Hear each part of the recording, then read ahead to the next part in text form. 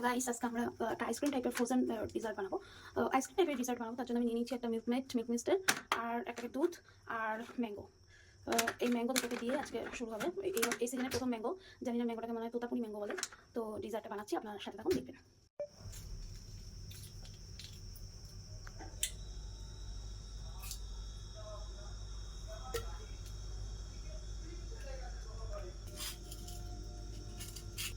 আমার ম্যাঙ্গো নেওয়া কমপ্লিট।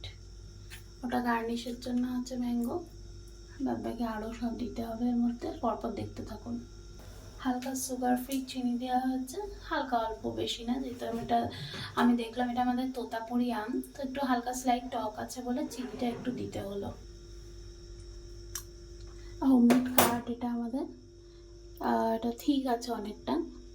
এই হোমমেড কাঠটা এর মধ্যে দিলাম, আপনারা দিতে পারবেন। এবার হালকা সুইটের জন্য আমরা দেবো মিল্ক মেড, ব্যাস। আপনারা যেরকম মিষ্টি খাবেন সেরকম দেবেন। আমরা একটু মিষ্টি বেশি খাই, তাই আমরা একটুখানি বেশি দিলাম। রেডি। এবার এটার মধ্যে আমরা একটু দুধ মিক্স করবো, নাহলে পরে ব্যাপারটা হবে না। চিল্ড দুধটা দেওয়ার চেষ্টা করবেন, তাহলে ব্যাপারটা খুব ভালো হবে। চিল্ড দুজন খাবো, তাই জন্য ব্যাস আর দেবো না। স্টপ। শেক রেডি, আপনারা দেখতে পাচ্ছেন। এবার ম্যাঙ্গো শেকটা ঢালা হচ্ছে। এটা কিন্তু একটু গাঢ় হবে, কারণ আমরা এটার মধ্যে জল অ্যাড করিনি, তো এটা একটু গাঢ় হবে।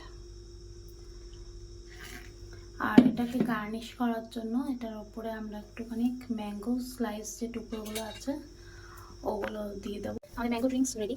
এটা এবার সার্ভের জন্য আমাদের রেডি ম্যাঙ্গো ড্রিঙ্কস। আপনারা গরমকালে এরকম ওয়েদারে বানিয়ে খেয়ে নিন, খুবই ভালো খেতে লাগে এটা। একটা এরকম সুন্দর ওয়েদার, তার সঙ্গে আপনি নিয়ে বসছেন ম্যাঙ্গো স্মুদি, একটা আলাদাই ব্যাপার। ব্যাপারটা কিন্তু খেতে অপূর্ব হয়েছে। আপনারা দু থেকে দেখছেন সেটা বুঝবেন না যে এত সুন্দর হয়েছে খেতে এটা। মানে ছোটো থেকে বড় সবাই এটা ভালো লাগবে। একবার ট্রাই করে দেখুন হোমমেড, ভালো লাগলে আমাকে জানাবেন। ধন্যবাদ।